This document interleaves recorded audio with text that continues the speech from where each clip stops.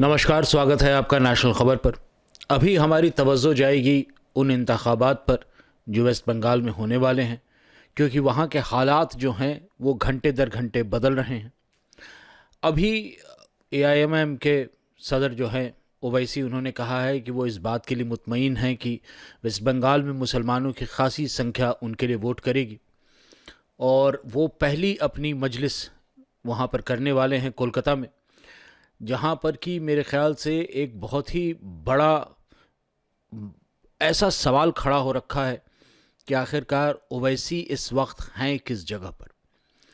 जैसा कि आप जानते हैं कि हिंदुस्तान के अंदर अब जो इंतखाबात होते हैं उनमें मजहबी मामले जो हैं वो बहुत सामने आते हैं, चाहे वो बीजेपी के द्वारा उठाया गया हिंदू मामला हो या बाकी जो उनकी विरोधी पार्टियां हैं उनके द्वारा उठाया गया मुसलमानी मामला हो।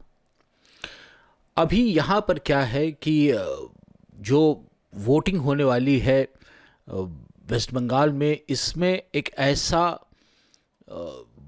माहौल बन गया है मेरे हिसाब से, जिसमें बहुत ही एक अजीब किस्म की रवायत है।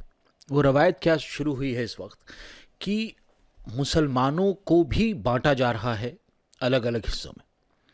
कुल मिलाकर के 2.5 करोड़ मुसलमान हैं यहाँ, 2.5 करोड़ मुसलमान हैं और उसमें से 40% जो हैं वो देवबंदी हैं, बरेलवी जो हैं वो तकरीबन 30% हैं और अली हिदात जो हैं वो 25% हैं। तो ये 3 सबसे बड़े बड़े तबके हैं मुसलमानों के वेस्ट बंगाल में। और अभी तक जहाँ पर इनके बीच में कोई फ़िक्र या फ़र्क नहीं किया जा रहा था, अब फ़िक्र भी है और फ़र्क भी है। जो वहाँ के तमाम सियासी एक्सपर्ट हैं वो अब गिनाने ले बैठे हैं कि ओवैसी को इनमें से कौन से वोट मिलेंगे और कौन से वोट नहीं मिलेंगे।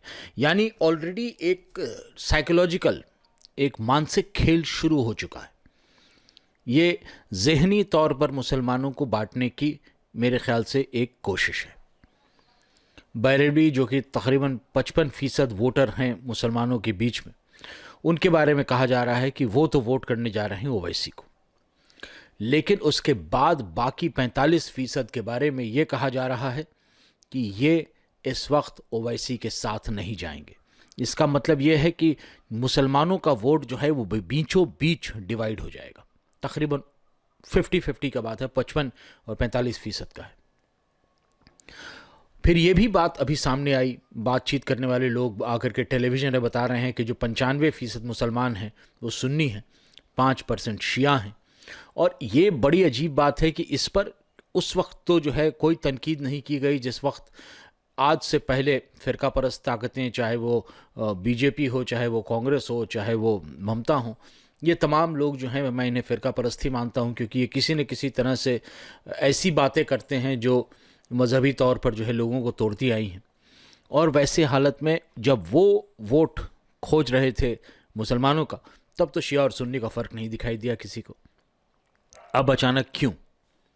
वो इसलिए क्योंकि अब जो है शिया और सुन्नी के फ़र्क करके वोटों को और फर्दर बांटा जा सकता है। ओवैसी की जो पहली तकरीर होने वाली है वो कोलकाता के मेहताबुर्ज एरिया में हो रही है। ये एक बहुत ही हाई डेंसिटी मुस्लिम पॉपुलेशन इलाक़ा है और यहाँ पर जो है फरवरी 25 को वो पहली बार एक मजलिस करेंगे जहाँ पर वो बातचीत करेंगे लोगों से। लेकिन ख़ास बात क्या है, इसके पहले भी इस इलाक़े में ऐसे पोस्टरात देखने को मिल रहे हैं जिनको देख करके मुझे नहीं लगता कि आप इस बारे में 2 दफ़ा सोचेंगे कि ये किसकी हरकत है। ये भाजपा की हरकत नहीं है, ये हरकत है ममता बनर्जी की टीम की। और अभी बताऊं, जमीर उल हसन ने कहा कुछ रोज़ पहले कि वो ओवैसी जो अभी आने वाले हैं पब्लिक मीटिंग करने के लिए, उसे देखने के लिए बहुत बेकरार हैं ख़ुद भी।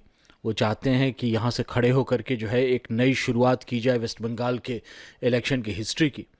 लेकिन वहाँ पर जो ऑर्गेनाइज़र्स हैं, वहाँ पर जो लोकल लेवल के लीडर्स हैं, उन पर बहुत तेज़ी से जो है प्रेशर डाला जा रहा है। अभी आपने देखा किस तरह बीजेपी की एक सांसद या मेरे ख्याल से कॉरपोरेटर हैं, उनकी गाड़ी में जो है चरस डाल करके उन्हें फंसाया गया। कुछ इसी किस्म का जो है हमें लग रहा है कि चीज़ें शुरू करेंगी ममता बनर्जी हमारी AIMIM की जो टीम है उसके ख़िलाफ़ भी, और हमारी जो कांग्रेस की टीम है वो तो एक तरफ बैठी हुई है, वो इस खेल में है ही नहीं समझिए तो। लेकिन फिर भी ISF को अपने साथ मिला करके कांग्रेस ने इस बात का तो जो है अपनी बदनीयती का तो मेरे ख्याल से ज़रूर मुजाहरा कर दिया है कि हम ISF को लेंगे लेकिन हम AIMIM को नहीं लेंगे। बहुत तकलीफ़देह है, और आने वाले दिनों में जो और तब्दीलियाँ होंगी आबो हवा में वो हम आकर के आपको ज़रूर बताएंगे। इसके लिए बहुत ज़रूरी है कि आप हमारे चैनल को सब्सक्राइब कर लें।